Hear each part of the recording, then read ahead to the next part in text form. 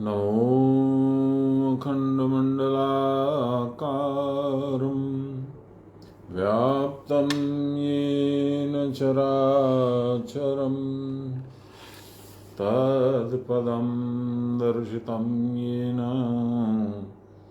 तस्मै श्रीगुरवे नमः। गुरुर्ब्रह्मा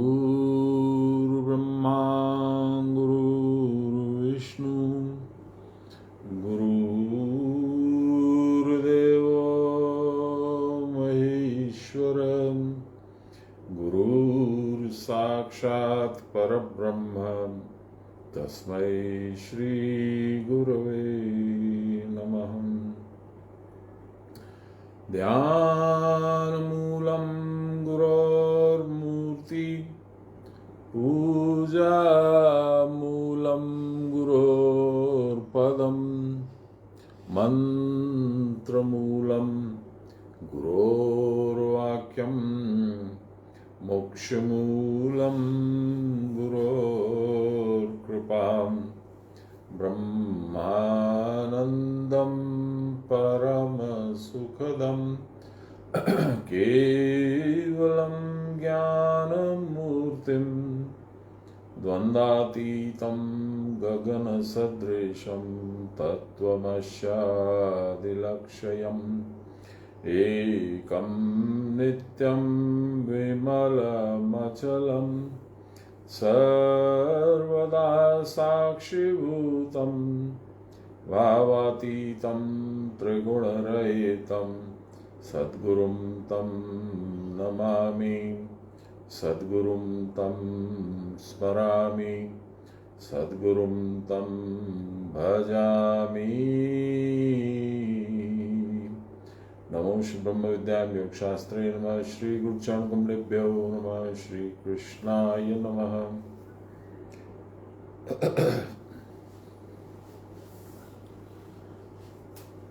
भगवान की व्यवस्था जो है उसी के अनुरूप चलना पड़ता है।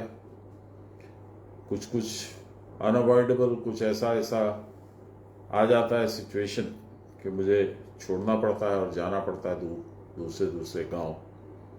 मैं आप लोगों से माफ़ी मांगता हूँ। मुझे भी दुख होता है, कष्ट होता है। कितना सुंदर 2 साल से गीता पाठ चल रहा था। ये महामारी के दौरान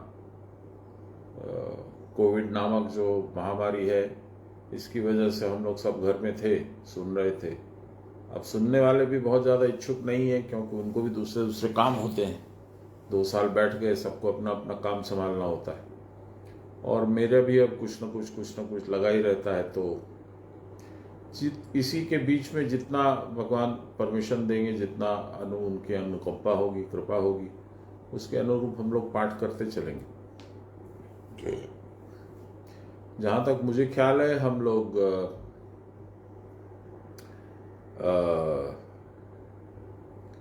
12 अध्याय का 6ठा श्लोक समाप्त कर चुके थे और 7वां आधा पढ़ता कुछ कर चुके थे। अभी खुलता हूं मैं गीता, तो स्पष्ट हो जाएगा कहाँ तक हम लोग थे।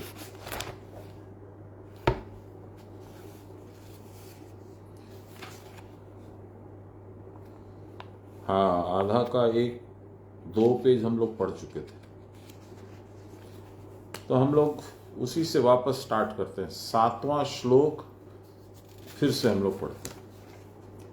आप लोगों को मैंने बताया था कि लाहिरी बाबा ने ये जीवन का दिशा निर्देश बताने वाला श्लोक 6 नंबर, 12वें अध्याय का 6 नंबर मुझे बताया था। मैं साधन करके और मंदार में उनके मंदिर में गया। लाहिरी महाशय सामने बैठे थे, सान्याल बाबा लेफ्ट में और राइट में सान्याल बाबा की श्रीमती जी थी, गुरु माँ।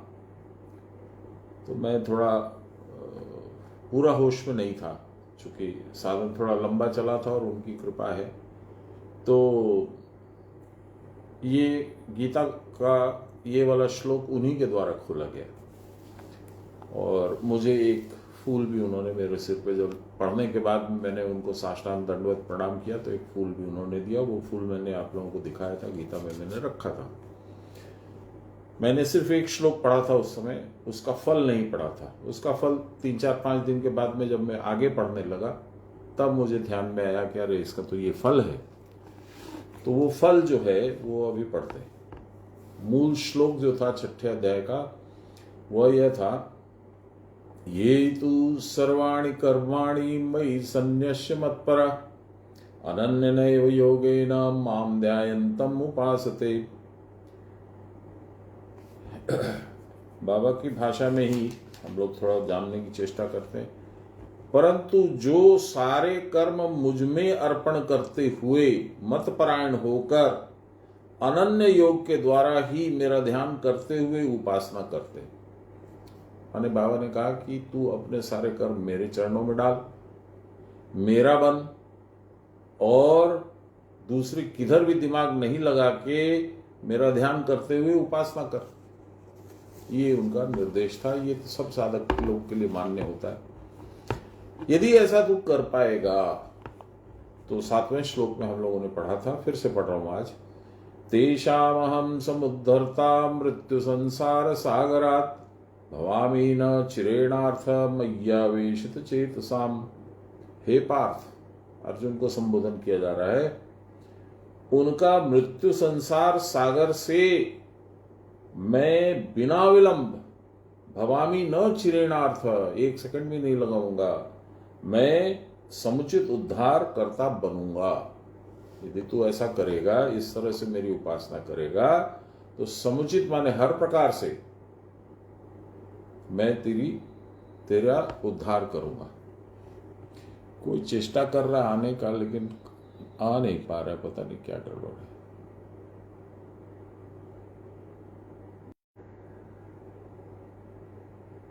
अब जो है तो कहते हैं इसको मृत्यु संसार से स्थिर करके मस्तक के ऊपर उठा देता हूं, शीघ्र वह साधक मैं हो जाता है। उनके साथ मिल गए तो फिर खत्म हो गया, एक ही हो गए। जो कोई क्रिया की परावस्था में जाकर अटका रहता है उसको, यानी जो 6ठा अध्याय है, 6ठा श्लोक जो है, उससे क्रिया की परावस्था शीघ्र आएगी। तरंग विहीन अनंत प्रशांत समुद्र जैसे स्थिर और आद्य अंत विहीन जान पड़ता है, ब्रह्म उसी प्रकार स्थिर और शांत है, एंडलेस है समुद्र। उसी तरह से ब्रह्म भी एंडलेस है। कहा ही जाता है प्रभु अनंत प्रभु कथा अनंता। समुद्र के चंचल होने पर जैसे इसमें अनंत उर्मी मालाएं प्रकाशित होती हैं, तरंगे, उसी प्रकार प्रशांत ब्रह्म समुद्र में नाम रूप और जन्म मृत्यु में संसार उर्मी परिदृष्ट होती है। समुद्र और समुद्र तरंग विभिन्न होने पर भी जैसे एक ही हैं, समुद्र और उसकी तरंगे एक ही हैं, उसी प्रकार ब्रह्म और नाम रूप में जगत भी एक ही हैं। तरंगे जैसे समुद्र से उठकर समुद्र में ही आत्मगोपन करती हैं, समुद्र से पृथक रूप में उनका कोई अस्तित्व तो नहीं है। यदि समुद्र नहीं रहेगा तो लहरें कहां से होंगी। उसी प्रकार ब्रह्म समुद्र में नाम रूप में जगत तरंग के समान उठकर फिर उसमें ही विलीन हो जाता है।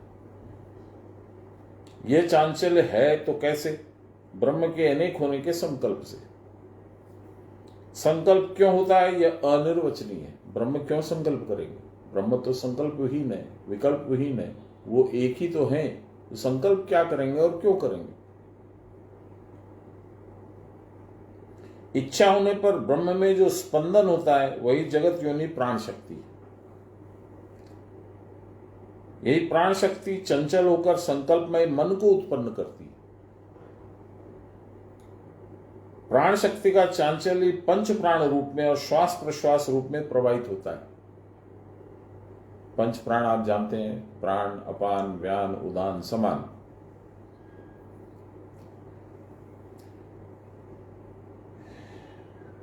और श्वास प्रश्वास, इसी को शुंभ और निशुंभ बोलते हैं चंडी में। अभी हम लोग कल मैं चंडी भी पढ़ने की चेष्टा करूंगा। बड़ा सुंदर है, चंडी में भी जो विवरण है अद्भुत है। ये तो गुरु महाराज की अति विशिष्ट कृपा थी कि मैं चंडी पढ़ भी पाया और अब समझ भी पाता हूं। नहीं तो चंडी जैसा विषम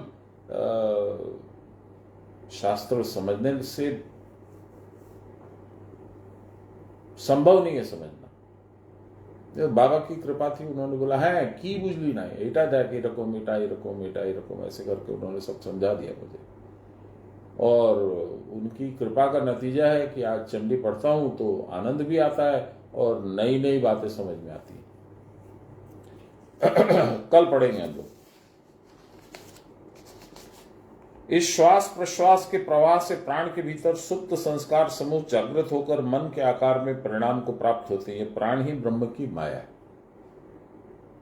प्राण के स्पंदित होने पर जगदादि उत्पन्न होते हैं। प्राण शक्ति में जो चैतन्य प्रतिफलित है वही चैतन्य ईश्वर है, वही अर्धनारीश्वर है, देवादिदेव या नारायण है। उनमें ही हिरण्यगर्भ ब्रह्मा या विश्व संकल्प शक्ति रूप समष्टि मन उत्पन्न होकर जगदादि रूप में परिणाम को प्राप्त होता है। ये सब हम लोग पढ़ चुके सारा।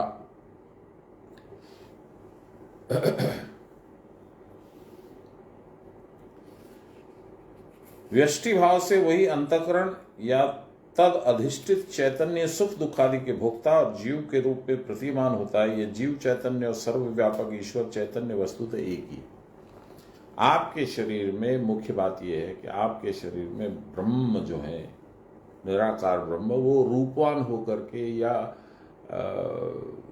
रूपवान न भी कहें तो कैसे बोलूं मैं आपको, अस्तित्ववान होकर के जीव रूप में, जीवात्मा रूप में आत्मा, उसके बाद सूत्रात्मा रूप में प्राण, उसके बाद में शरीर की शक्ति के रूप में नर और कृष्ण के रूप में नारायण। ऐसे सब अलग अलग जीवात्मा, प्राण, जीवात्मा, भूतात्मा, सूत्रात्मा, इस तरह से रहते। ठीक है, तो उन्हीं का विवरण यहां दिया जा रहा है। यह जीव चैतन्य और सर्वव्यापक ईश्वर चैतन्य वस्तुतः एक ही है। इसीलिए सोल एंड कृष्ण एक ही है, आत्मा और कृष्ण। उनमें जो भेद है वह केवल औपाधिक है, वो अदृश्य है। कृष्ण को आप कभी कभी देख भी सकते हैं, उनके रूप का आपके वर्णन भी मिला हुआ है अलग अलग शास्त्रों में। आत्मा का कोई वर्णन नहीं हो सकता है।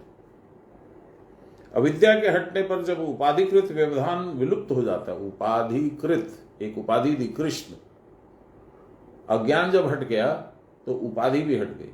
अब कृष्ण में और आत्मा में भेद समाप्त हो जाता है, तो दोनों का भेद नष्ट हो जाता है। ब्रह्म की उत्पत्ति और विनाश नहीं है तथा वह निष्क्रिय है, कुछ नहीं करता। एकम नित्यम विमलम अचलम सर्वदा साक्षी भूतम, मैं साक्षी हूं, करता नहीं। यह तब तक समझ में नहीं आ सकता जब तक प्राण विशुद्ध अर्थात स्थिर न हो जाए। प्राण की स्थिरता ही उसकी शुद्धता का प्रमाण है। प्राण चंचल होने पर श्वास रूप में प्रवाहित होता है, तभी अनेक संकल्प में मन की उत्पत्ति होती है और मन की नाना प्रकार की इच्छा या संकल्प के द्वारा जीव बंधा हुआ सा जान पड़ता है, बद्ध जान पड़ता है। यह भाव जब तक रहेगा तब तक आवागमन रूपी तरंगों के उत्थान और पतन का कभी अवसान नहीं होगा। रोज नई नई कल्पना करते रहोगे, रोज नया नया खोजते रहोगे, आज मुझे ये चाहिए, आज मुझे वो चाहिए, आज मुझे वहां जाना है, आज मुझे यहां जाना है।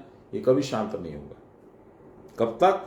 जब तक प्राण चंचल से स्थिर नहीं हो जाता, तब तक।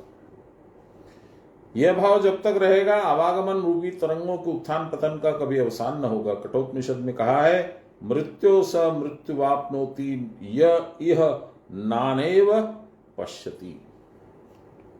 कठोपनिषद आपको मालूम है नचिकेता का और यमराज का संवाद है बेसिकली। तो ये यमराज बोल रहे हैं उसको, नचिकेता को, बालक नचिकेता को। क्या कहते हैं? जो चैतन्य देह में है वही ईश्वर में भी है। ठीक है, एक ही चैतन्य नाना भावों में देखता है वो मृत्यु को प्राप्त होता है। इस चैतन्य को जो नाना भाव में देखता है वो मृत्यु को प्राप्त होता है, यानी जन्म मरण उसके साथ लगा होता है। यह जो जन्म मृत्यु की तरंग से हम कंपित होते रहते हैं, यह कंपन और नानात्व दर्शन मन का धर्म है। मन का जो कंपन और चांचल्य है वह प्राण की अविशुद्धि से ही घटित होता है, यानी प्राण की चंचलता से। प्राण के स्थिर या शुद्ध होने पर मन भी स्थिर होता है। उस मन में फिर संकल्प का उदय नहीं होता। मनो ही द्विविधम भोग प्रोक्त शुद्धांच अशुद्धमेव च अशुद्धम काम संकल्पम शुद्ध काम विवर्जितम। अशुद्ध मन को किस प्रकार शुद्ध कर सकते हैं? निरस्त विषयासंग सन्निरुद्धम मनोहृदि यदयायुत्यन्नि उन्मनी भावम तदा तत्परमं पदम ब्रह्म बिंदु। मन इच्छा या संकल्प करके बद्ध होता है, इच्छा शून्य होने पर वह शुद्ध होकर युक्त हो जाता है, युक्त माने जुड़ जाता है। मुक्ति पद में यदि आरोहण करना चाहते हो, आपको हमको सबको बोल रहे हैं बाबा, मुक्ति पद में यदि आरोहण करना चाहते हो, चढ़ना चाहते हो, ऊंचा ऊपर उठना चाहते हो, तो इस चंचल प्राण को स्थिर करके नित्य क्रिया की परावस्था में रहो। उस अवस्था में मन अपने आप निसंग होकर हृदय में निरुद्ध रहेगा। इस प्रकार रहते रहते जब उन्मनी भाव होगा तो उसको ही ब्रह्मपद जानो। जब तक बुद्धि का क्षय नहीं होता, अर्थात सदा क्रिया की परावस्था नहीं होती, तब तक क्रिया करनी चाहिए। उसके बाद क्यों नहीं? उसके बाद इसलिए नहीं कि आपको नदी क्रॉस करना है। यहां इस केस में मृत्यु संसार सागर, भव सागर क्रॉस करना है। जब क्रॉस कर जाओगे उसके बाद नौका को पीठ पे लेके नहीं चलोगे। बाबा ऐसा ही कहते थे, नदीटा क्रॉस करार परे नौकोटा की पीठे तुम निये जाबे बोए।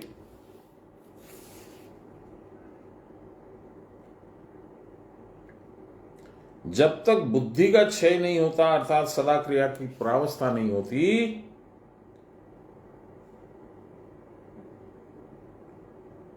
कहां गया, तब तक क्रिया करनी चाहिए।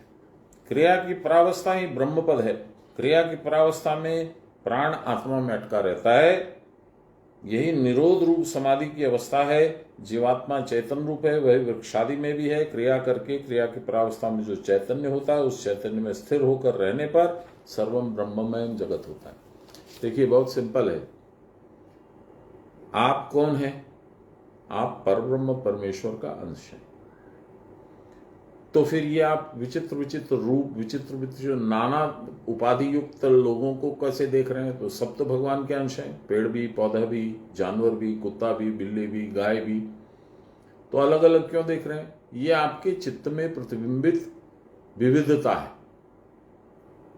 और चूंकि आप उनका अंश हैं, तो वो जैसे महान शक्तिशाली हैं, उनकी कल्पना जो है वो सृष्टि को रच देती है, उसी तरह से आपकी कल्पना भी रचती है। और ये कैसे होता है, इसकी व्याख्या मैं आपको बताऊंगा। जैसे बिंदु है, हम लोग एक बिंदु स्थिर करते हैं। प्रणव के ऊपर में नाद, चंद्र और उसके ऊपर बिंदु। अब ये बिंदु जब स्थित है, स्टेडी है, अनवेवरिंग है, जब तक इधर से उधर नहीं हिलता है, तब तक वो बिंदु है। और बिंदु जब चलने लगे इधर या इधर या इधर या इधर, तो लकीर खींचेगी। हम लोग मैथमेटिक्स में सीखे थे कभी, a line is a series of dots connecting point A to point B. एक लाइन खींचने के लिए आपको बिंदु बिंदु बिंदु बिंदु बिंदु श्रृंखला बना करके इधर से यहां तक जोड़ देना है। तब अब क्या हुआ? चंचलता जैसे ही हुई, वो बिंदु जो है वो आकार बनाने लगा। ठीक है, आकार बना के उसने कुछ आकृति पैदा की आपके अंदर। अब आपके खुद के मनो स्थिति के ऊपर में आप कौन से गुण में हैं, क्या रंग आप देखेंगे, वो रेनबो कलर उसके अंदर में डाल दिया आपके मन ने और आपके गुणों की स्थिति ने। तो हो गया नंबर 1 चंचल आकृति और मन, ये रंग हो गया संसार। उससे जो आपकी कल्पना होगी वो बन जाएगा। इतने पावरफुल हैं आप। अब यह देखना है कि क्रिया की परावस्था कैसे प्राप्त होती है। हृदय से ब्रह्मरंध्र पर्यंत जो वायु जाती है उसका नाम है प्राण। हृदय से ब्रह्मरंध्र पर्यंत जो वायु जाती है उसका नाम है प्राण। गुरु उपदेश के द्वारा साधन जानकर उस साधना के द्वारा प्राण वायु को ब्रह्मरंध्र में स्थित करने का नाम है क्रिया की परावस्था। जो जाती है वहां जा करके रह जाए। मैं एक आप लोगों को दृष्टांत बताता हूं। 2 जून 2000 को 2000 बाबा ने शरीर छोड़ा। मां ने उनको अचेतावस्था में सुबह 10 बजे देखा। बहुत से लोग इकट्ठा हुए। मैं चूंकि था नहीं, मैं कटिहार गया हुआ था, कटिहार, भागलपुर, मंदार उस जगह पे था, तो आने की कोई संभावना नहीं थी, समय पे पहुंचने की कोई गुंजाइश नहीं थी। तो मैंने अपने बड़े लड़के को कहा, अरे तू जा। तो वो आया शताब्दी से। शताब्दी यहां पे उतरती है 9:10 पे। वो फिर बाबा के घर पे जब गया, उसने उनको प्रणाम किया, तो उसने देखा कि अभी भी उसके नाक से सांस आ रही है। सांस नहीं आ रही है, वायु निकल रही है। ये क्या था? सुबह 10 बजे प्राण छोड़ा उन्होंने और रात को 10 बजे 12 घंटे के बाद भी वायु निकल रही है। यानी अपने प्राण को ले जा करके उन्होंने मस्तक में रख करके और कुंभक कर लिया। स्टॉप, नो ब्रीदिंग, नो चंचलता, नथिंग। अब जब प्राण उन्होंने छोड़ दिया, तब धीरे धीरे जैसे जैसे मसल रिलैक्स होने लगी, वो जो वायु यहां मस्तक में जमा थी वो धीरे धीरे निकल रही थी। तो मेरे लड़के ने थोड़ा सा बोला कि अरे भाई, लग रहा है सांस ले रहे हैं ये तो डॉक्टर ने चेक किया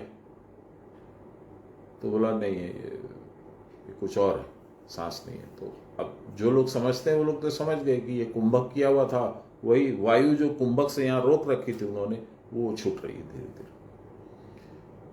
योग जो है, क्रिया योग, बड़ा पावरफुल है।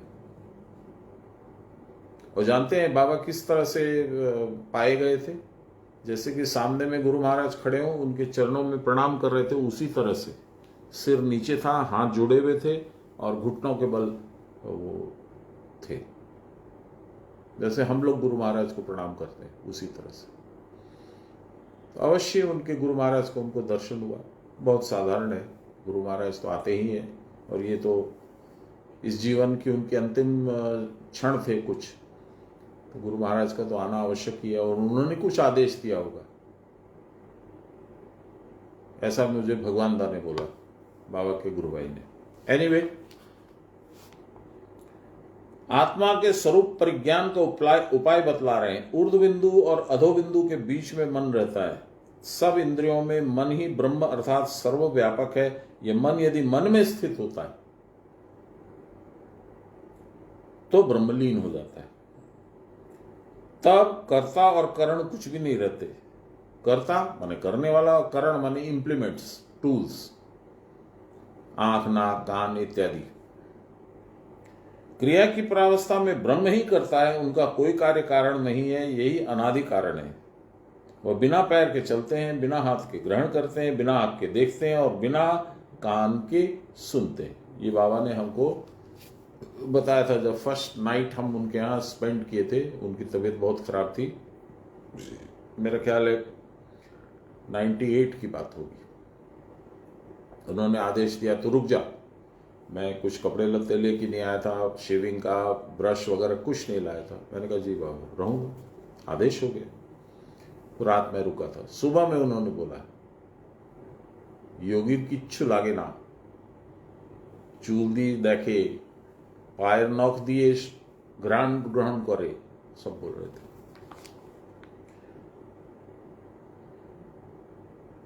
वो बिना पैर के चलते हैं, बिना हाथ के ग्रहण करते हैं, बिना आंख के देखते हैं और बिना कान के सुनते हैं। उनके अनंत गुण है, उनकी सर्वत्र गति है।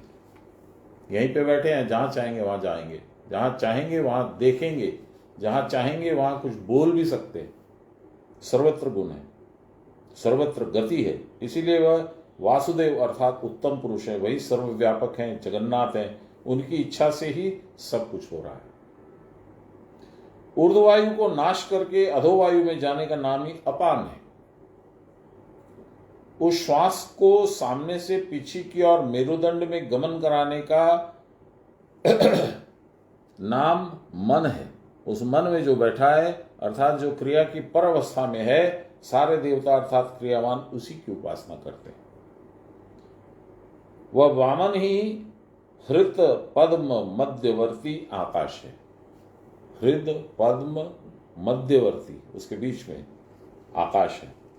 हृदय आकाश में श्वास की स्थिरता के कारण जो अवस्थित है, सारी इंद्रियां उनकी उपासना करती हैं, अर्थात उनके न रहने पर दूरदर्शन, दूरश्रवण, संकल्प सिद्धि आदि होती है। तो उसके न चाहने पर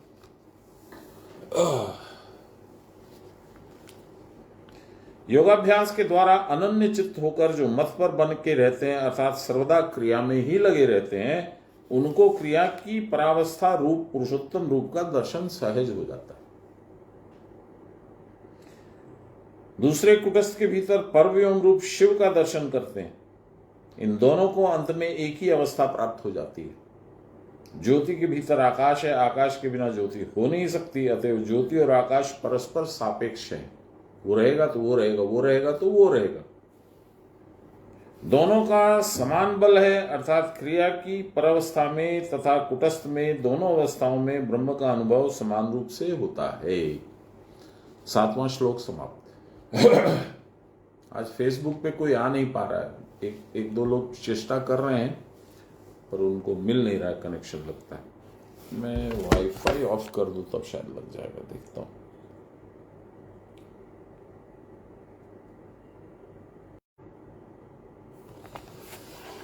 एक तो आए हैं, मैं देख नहीं पा रहा हूं कौन है, पर आप जो भी हैं मोस्ट वेलकम। 8 श्लोक नंबर 8। 2 आ गए, वाईफाई का ही प्रॉब्लम था। मय्ये मन आधत्स्व मयि बुद्धिं निवेशय निवश्यसि मय्येव अत ऊर्ध्वं न संशय।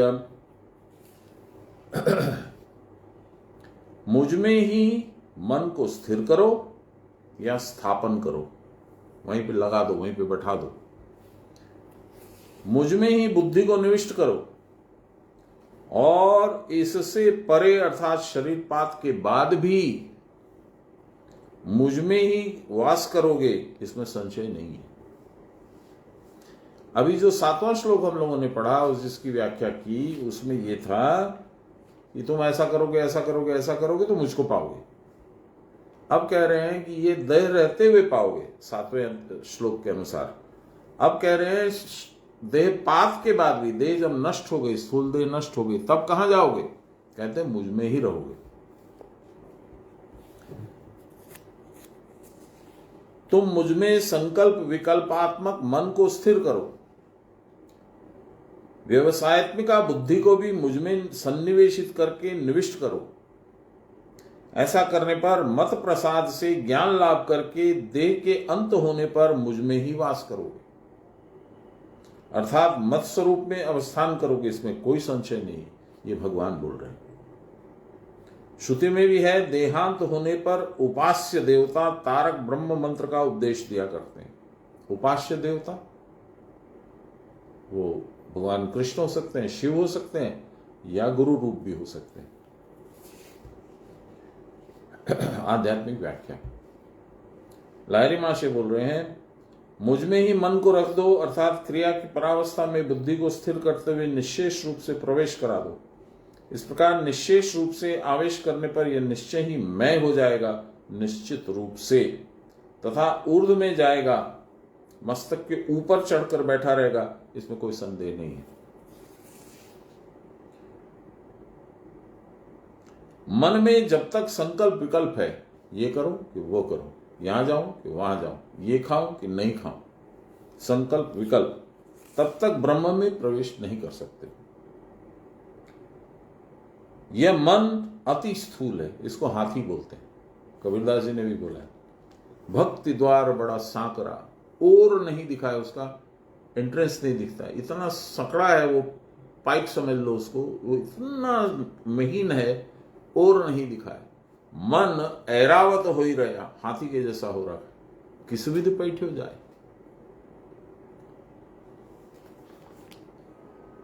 मन अति स्थूल है और ब्रह्म अति सूक्ष्म।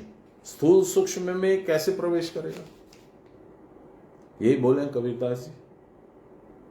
इसके लिए मन को छोटा बनाना पड़ेगा, सूक्ष्म करना पड़ेगा। मन जितना ही निर्विषय होता है उतना ही सूक्ष्म होता है। मन की खुराक क्या है? संसार। वो खुराक लेना बंद कर दो, डाइटिंग भी हो जाएगी और मन सूक्ष्म भी हो जाएगा, हल्का हो जाएगा, हाथी से पतला तार बन जाएगा। प्राणायाम के द्वारा मन बाहरी विषयों को भूलकर प्राण के साथ तत्व तत्व में विचरण करते हुए तनुता को प्राप्त होता है, सूक्ष्मता को।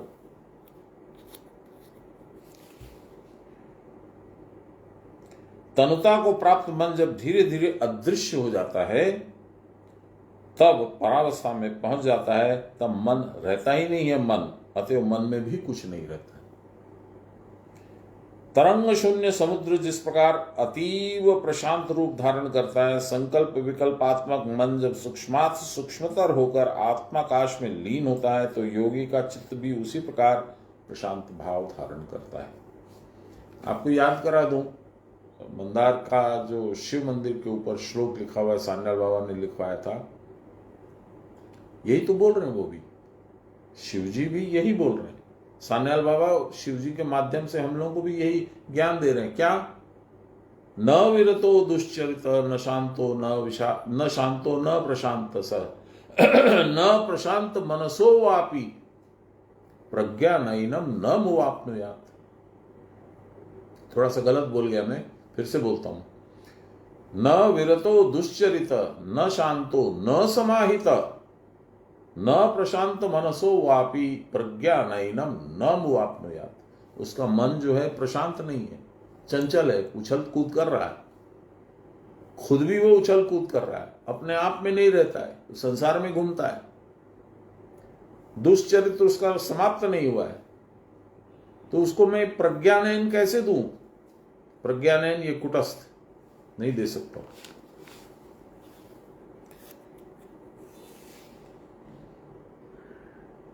संकल्प विकल्पात्मक मन जब सूक्ष्मात से सूक्ष्मतर, सूक्ष्म से भी सूक्ष्मतर होकर आत्माकाश में लीन हो जाता है, तो योगी का चित्त भी उसी प्रकार प्रशांत भाव धारण करता है। तब मन विश्वात्मा में मिलते मिलते पूर्णतः मिल जाता है, उसका चिन्ह भी नहीं रह जाता। यह अवस्था ही ध्यान है।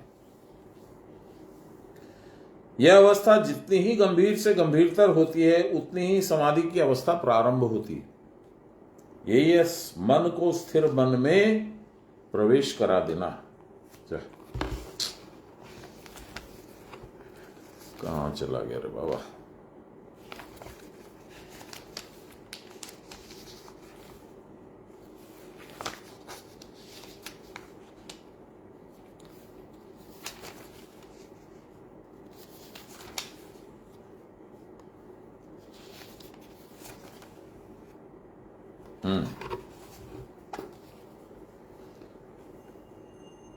यानी मय्येव मन आधत स्व, उसके परे मन का स्थिर भाव या एकाग्रता है, जिसको बुद्धि कहते हैं। इस बुद्धि को भी निश्चेष रूप से उसमें प्रवेश करा देना होगा, तब जैसे बाहरी जगत की स्मृति भी नहीं रहेगी, उसी प्रकार मैं ध्यान कर रहा हूं यह भाव भी उदित नहीं होगा। मन तब असीम शून्य में प्रवेश करके वही हो जाता है। यही बुद्धिर निवेशय कहने का अभिप्राय है। यही आत्माकार में अवस्थित अवस्था है। इस अवस्था में रहने पर फिर दर्शन, श्रवण, मनन कुछ भी नहीं होता। देवता की देव मूर्ति भी नहीं दिख पड़ती। जितने देवता और आत्मा है सब ब्रह्म में लय हो जाते हैं। तब योगी का यह शरीर रहते हुए भी मानो नहीं है। तब शरीर बोध इस प्रकार रहता है मानो ब्रह्म रूप नदी में शरीर रूप फेन बहता जा रहा है। पश्चात यह भाव भी नहीं रहता, सब एक हो जाता है। प्राण जब तक मस्तक स्थित सहस्रार में स्थिर नहीं होता, बाबा ने यही किया था ना,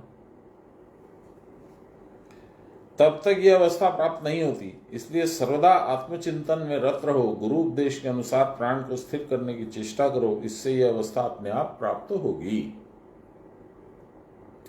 तुम बुद्धि को स्थिर करो, आत्मा में प्रवेश करा दो। ऐसा होने पर बाह्य प्रकृति तुम्हारे लिए क्लेशोत्पादक नहीं हो। प्राण सर्व शरीर में आत्मस्वरूप से चंचल है। इस अवस्था में स्थिरावस्था में रहने का नाम बुद्धि है। यही ईड़ा पिंगला रहित होकर सुषुम्ना में रहना है। ऐसा होने पर ही ब्रह्म पद प्राप्त होता है। सब ब्रह्ममय हो जाता है, सब नाम का कुछ रहता ही नहीं है। उस समय सब एक हो जाता है।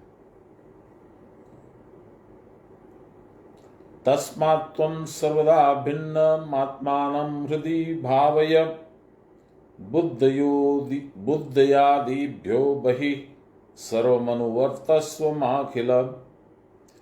तुम कोई वस्तु नहीं हो, किसी वस्तु के साथ तुम्हारा कोई योग भी नहीं है, कोई वस्तु है भी नहीं, एक तुम ही तो हो।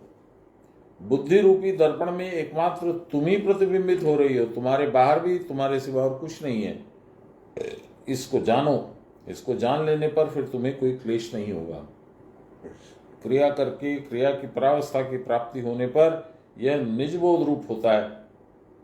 निज बोध हुए बिना केवल सुनने से काम नहीं चलेगा। हम लोग स्तुति भी करते हैं, चंडी में भी कीलक स्तोत्र में यही लिखा है, नमो सौमार्द धारणे ज्ञान रूपेण संस्थिता त्रिवेदी तस्य चक्षुष। भगवान के लिए कहते हैं खाली आप ज्ञान रूपी मूर्ति हैं, आप हैं इसका ज्ञान होता है, आप दिखते थोड़ी हैं।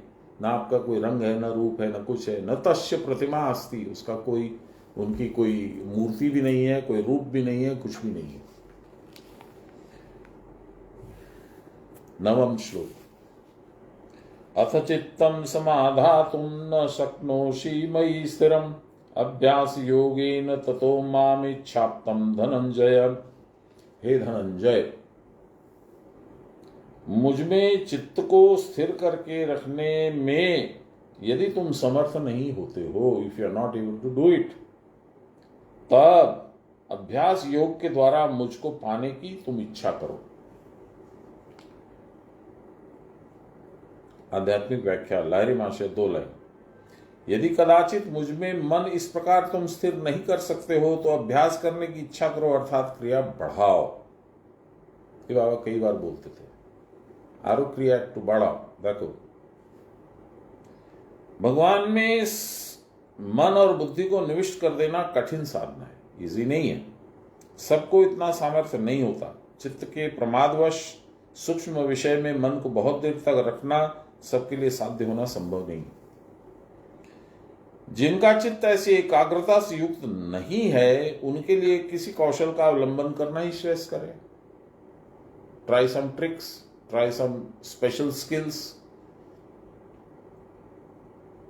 यह कौशल अभ्यास योग है, प्रैक्टिस ऑफ साधन। भ्राम्यमाण चित्त को मेरुदंड के भीतर चक्र चक्र में घुमाने के अभ्यास के द्वारा प्रत्याहित करने की चेष्टा करने पर जब वह स्थिर होता है, तब मुझ में चित्त को स्थापित करना अपेक्षाकृत सहज हो जाता है। एक पुरानी कहानी है, आप लोगों को शायद सुनी भी होगी। एक आदमी को एक बोतल में जिन मिला, तो उसने कौतूहलवश खोल लिया उसको। जिन जैसे ही बाहर आया, बोला क्या हुक्म है मेरे आका? तो बोला मुझे तो कोई हुक्म नहीं है, कुछ काम नहीं है। तो बोले नहीं, यदि आप कुछ काम नहीं बोलिएगा तो मैं आपको खा जाऊंगा, आप मुझे काम में लगा के रखिए। उसने बोला ठीक है। उसको बोला महल बना दो, खाना बना दो, कपड़े दे दो, ज्वेलरी दे दो, ये दे दो, वो दे दो। सब करते करते फटाफट उसने कर दिया। और वो बार बार आ जाता था, वो खत्म हो गया, अब क्या करना बोलिए। अब ये आदमी परेशान होने लगा कि अरे ये तो यार थ्रेटन भी कर रहा है कि खा जाऊंगा, और काम भी अब कुछ ध्यान में नहीं आ रहा, तो करूं क्या? तो उसको युक्ति दिखी। सामने एक ताड़ का पेड़ था, एकदम सीधा ऊंचा। बोला इस पे चढ़ जाओ। और जब ऊपर पहुंचो तो नीचे आ जाओ, नीचे पहुंचो तो ऊपर चले जाओ। ये करते रहो जब तक मैं ना बोलूं। और जिन्न उसमें लग गया और इसकी जान बच गई। ये जिन्न कौन है? आप समझ गए, ये मन है। मन को साधन के द्वारा मेरुदंड रूपी ताड़ के पेड़ में लगा दीजिएगा तो ऊपर नीचे करते करते करते करते उसी में वो फंसा रहेगा और आप फ्री एंड सेफ हो जाइएगा। यही बाबा भी करने के लिए बोल रहे हैं।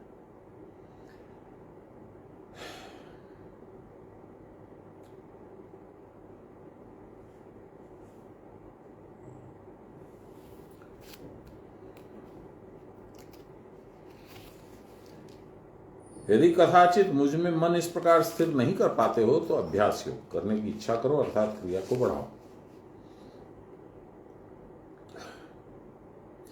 यह कौशल अभ्यास योग है। भ्राम्यमाण चित्त को मेरुदंड के भीतर चक्र चक्र में घुमाने के अभ्यास के द्वारा प्रत्याहित करने की चेष्टा करने पर जब वह स्थिर हो जाता है, मन यहां पे जिन्न, तब मुझमें चित्त को स्थापित करना अपेक्षाकृत सहज हो जाता है। योग दर्शन में लिखा है तत्र स्थितो यत्नो अभ्यास। दृष्टा की स्वरूपावस्था में जो स्थिति है वही क्रिया की पर अवस्था है। इस स्थिति के लिए पुनः पुनः प्रयास से ही अभ्यास योग होता है।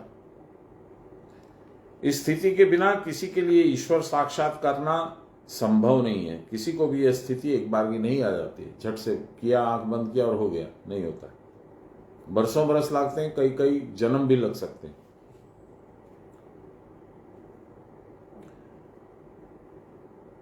क्रिया करते करते कभी कभी किसी का मन ऐसा स्थिर हो जाएगा कि अब कहीं नहीं सरकना चाहता, परंतु सदा वैसा रहेगा भी नहीं।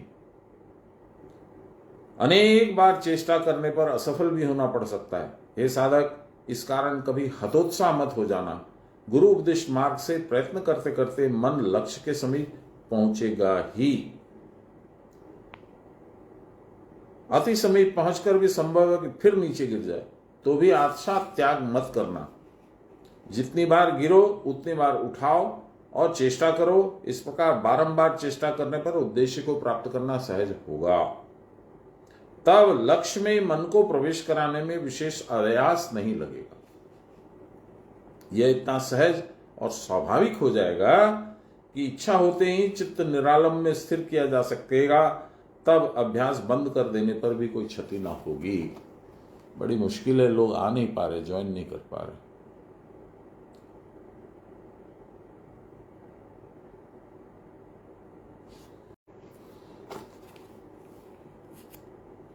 इस अभ्यास को कैसे दृढ़ कर सकते, इस विषय में योग दर्शन में कहा है सतु दीर्घ काल नैरंतर्य सत्कार सेवितो दृढ़ भूमि। अभ्यास दीर्घ काल तक निरंतर और अत्यंत श्रद्धा और आदर के साथ आसेवित होने पर दृढ़ भूमि बन जाता है। अल्पकाल साधना करके ज्ञान लाभ करना दुष्कर है। यदि ऐसा न होता तो भगवान क्यों कहते बहुनाम जन्म मनास्ते ज्ञानवान माम प्रपद्यते। तपस्या और ब्रह्मचर्य आदि पूर्वक अभ्यास संपादन किए बिना दृढ़ भूमि लाभ नहीं होता। इसे भी दीर्घकाल और निरंतर किया जाए तभी इसका होना संभव है।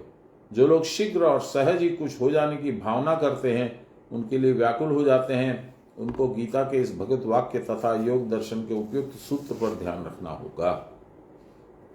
भगवान भी सर्वेषु कालेषु स्मरण करने की बात कहते हैं। ये अष्टम अध्याय में कहा है भगवान ने, तस्मात् सर्वेषु कालेषु माम अनुस्मर युद्ध च। अष्टम अध्याय में कहा है। अभ्यास की दृढ़ता से ज्ञान की परिपक्वावस्था प्राप्त होने पर ज्ञान की चरम भूमि या तुरीयावस्था तक पहुंचा जा सकता है। अभ्यास करते करते जैसे जैसे वृत्तियों का निरोध होता जाएगा वैसे वैसे चित्त की तनुमानसा संपादित होती जाएगी। चित्त जो है छीन छीन और चतुर्थ भूमि। क्या मुश्किल है, आज कुछ प्रॉब्लम है लगता है नेट में।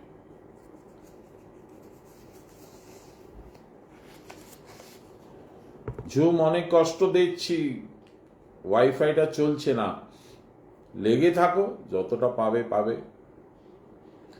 सत्तापत्ति अर्थात ब्रह्म में स्थिति स्वर्गीय लाहिड़ी महाशय इसी को अटका रहना कहते हैं। क्रिया की परावस्था का सूत्रपात यहीं से होता है। सत्ता जो आत्मा है, जिनमें चराचर समस्त विश्व प्रतिष्ठित रहता है, उस सत्ता रूपी ब्रह्म वस्तु की प्राप्ति को ही सत्तापत्ति नाम से अभिहित होती है। अच्छा, अतएव कहने की आवश्यकता नहीं है कि इस अवस्था को प्राप्त करने के लिए दीर्घ काल और निरंतर अभ्यास करना होगा।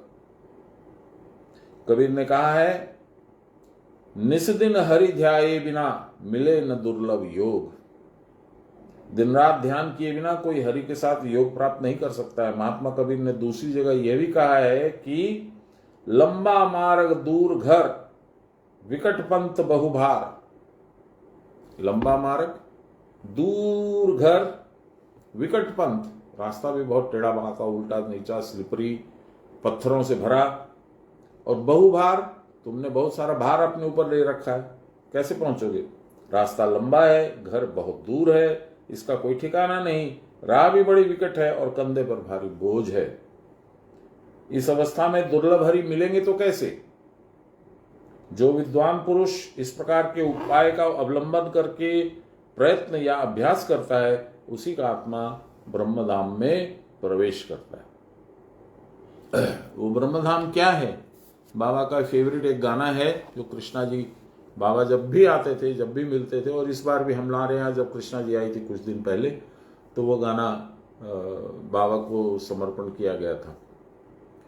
ओई जे महाशून्यो आकाश, ओई खाने मोर घर, स्नेहमयी মাঝে আমার বাড়ি আছে কর। ওই যে মহাশূন্য আকাশ, মিথ্যা মেঘাধর, স্নেহময়ী মাঝে আমার বাড়ি আছে কর। ওরে এমনি কিছু করে যারে, আসবি না আর বারে বারে, হাসতে হাসতে যাবি ঘরে, কেউ রবে না পর।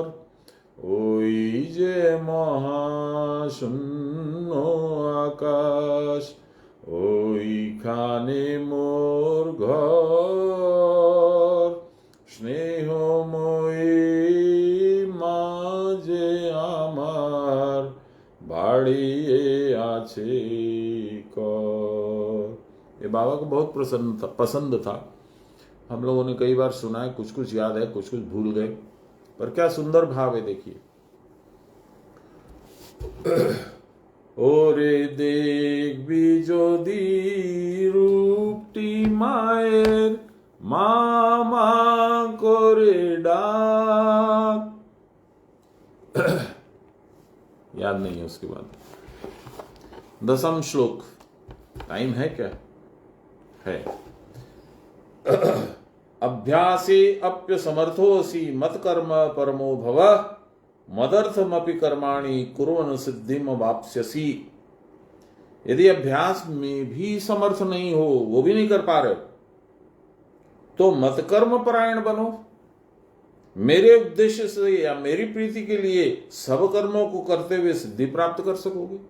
बाबा तो भगवान को सारा रास्ता आपको बता रहे हैं, ये नहीं तो ये कर ले, ये नहीं तो ये कर ले, ये नहीं तो ये कर ले, कुछ करो तो। हम लोग कोई कुछ नहीं करते। लाहिरी बाबा 3 लाइन, अभ्यास करने में यदि कदाचित तुम्हारी शक्ति और सावकाश न हो तो मेरे कर्म अर्थात फलाकांक्षा रहित कर्म में अर्थात क्रिया करते करते सारी वस्तुओं से इच्छा रहित हो जाओगे। लाहिरी बाबा क्रिया छोड़ के दूसरा कुछ नहीं बोलते। इसी का नाम है सिद्धि प्राप्ति। 9वां श्लोकोक्त अभ्यास को करते करते प्राण सुषुम्ना में प्रविष्ट हो जाएगा, कुटस्थ में लक्ष्य स्थिर हो जाएगा। जिनका जन्मांतरीण साधन संस्कार प्रबल है, उनके लिए इस जन्म में दृढ़ता के साथ अभ्यास करने पर लक्ष्य में स्थिरता रखना अपेक्षाकृत सहज हो जाता है, परंतु जिनका पूर्वाभ्यास प्रबल नहीं है पिछले जन्म का, उनके लिए क्या कर्तव्य है, यही इस श्लोक में बतला रहे हैं। उनको भी क्रिया के अनुशीलन में यत्नवत होना पड़ेगा। प्राण कर्म ही मत कर्म है, यह पहले ही कहा जा चुका है। उस प्राण में जो लक्ष्य रखेगा उसका प्राण स्थिर होगा और वह कैवल्य प्राप्त कर सकेगा। पूर्व श्लोक में कथित प्रबल अभ्यास को करने में असमर्थ होने पर भी यदि वह सब कर्मों को करते हुए प्राण में लक्ष्य रख सके, तो इस प्रकार लक्ष्य रखकर संसार के समस्त कर्मों को करता जाए तो वह लक्ष्य की प्राप्ति से वंचित नहीं होगा। कैसे नहीं होगा? क्योंकि बाबा कहते थे मालिक न रखे हक। ये अपने साईं बाबा भी बोलते थे, मालिक न रखे हक। जो तुमको प्राप्त होना है वो तुमको भगवान प्राप्त कराएंगे।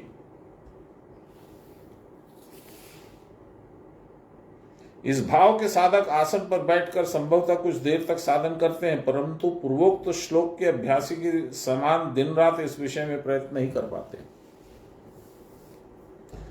तथापि यदि वे प्राण में सदा लक्ष्य रखते हैं तो वह सिद्ध हो जाएंगे, सिद्ध काम हो जाएंगे।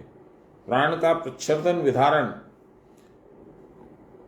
उनको भी करना पड़ेगा। संभव है कि उतनी प्रबलता पूर्वक और दीर्घकाल व्यापी अभ्यास उनके द्वारा न हो पाए, तथापि यदि वे आध्यात्मिक देश समूह में सर्वदा लक्ष्य को रख सकेंगे तो धीरे धीरे आत्मस्थिति को भी प्राप्त कर लेंगे।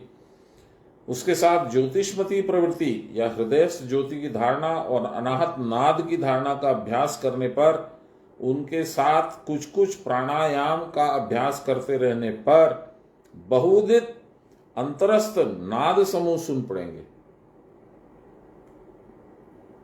इस प्रकार सुनते सुनते एक सूक्ष्म बिंदु का दर्शन होगा। उस बिंदु का दर्शन करते करते मन उसी में विलीन हो जाएगा। इसको इस योग शास्त्र में विष्णु का परम पद कहते।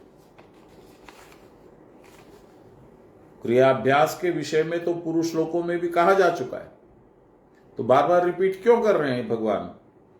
इस श्लोक की साधना उनके लिए है जो पूर्वोक्त रूप से अभ्यास करने में असमर्थ हैं। जिस तरह से बताया गया पहले, ऐसे साधन करो, ऐसे करो, मन को यहां ले जाओ, प्राण को यहां ले जाओ, वो जो नहीं कर सकते हैं उनके लिए इस श्लोक में बताए बाबा भगवान। वह निश्चय ही पूर्वापेक्षा कुछ सहज उपाय का उद्देश्य है, परंतु यहां भी यदि वही क्रिया के अभ्यास की बात ही कही जा रही है तो पूर्वोक्त साधना अभ्यास की अपेक्षा यह सहज कैसे हुआ? How is this easier? और पूर्व साधना के साथ इसका पार्थक्य क्या है? What is the difference? पार्थक्य यही है कि पूर्वोक्त नवम श्लोकोक्त अभ्यास ध्यान युक्त है, उसमें प्रत्यय की एकतांता अधिक है। जिसने दीर्घकाल प्रयत्न के साथ अभ्यास किया है उसी के लिए पूर्वोक्त अभ्यास संभव है।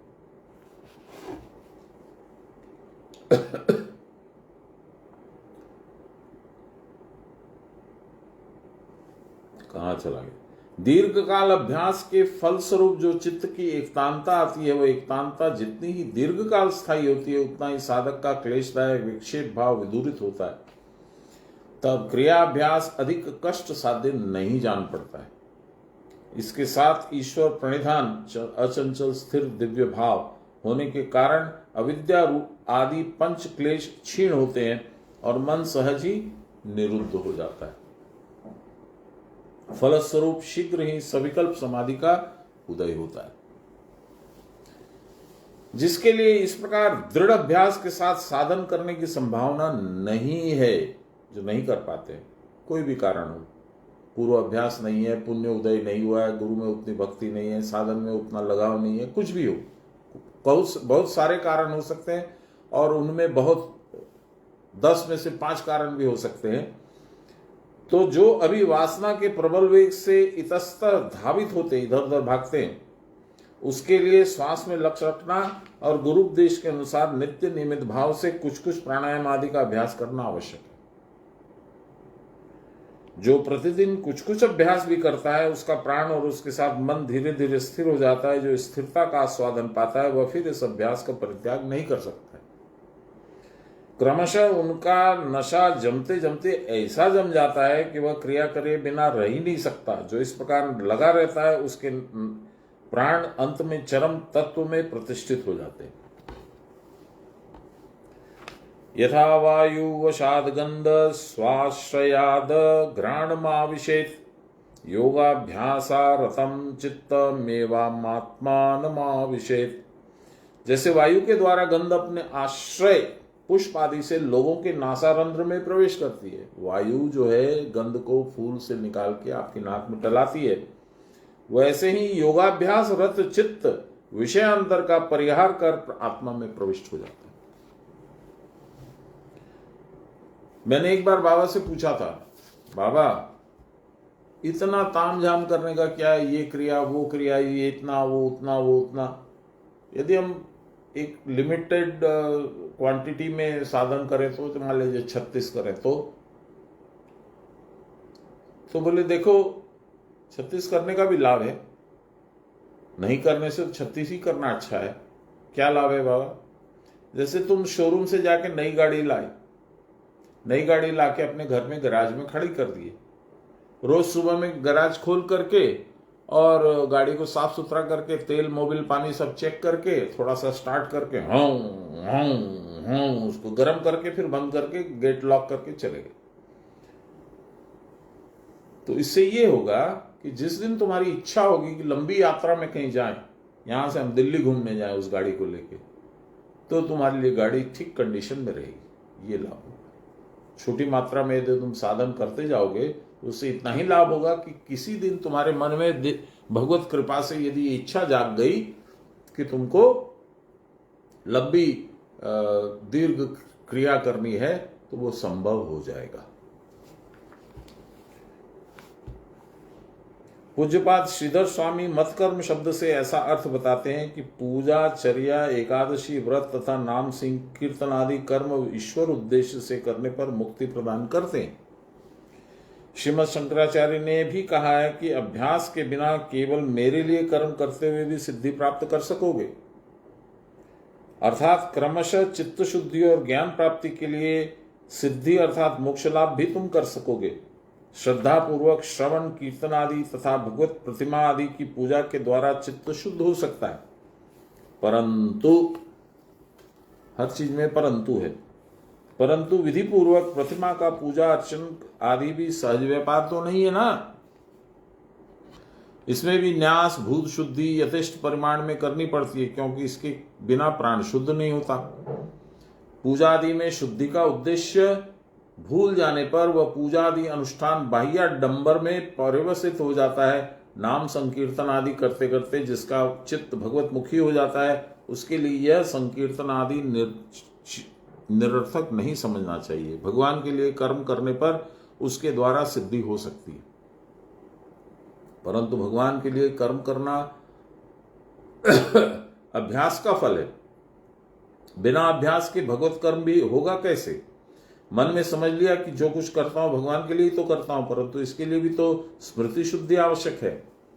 भगवत स्मृति न आने के कारण यह है हमारा चित्त शुद्ध नहीं है, और जब तक प्राण शुद्ध रहेगा चित्त भी शुद्ध नहीं होगा। मध्य मार्ग सुषुम्ना में प्राण का प्रवेश कराए बिना प्राण शुद्ध नहीं हो सकता।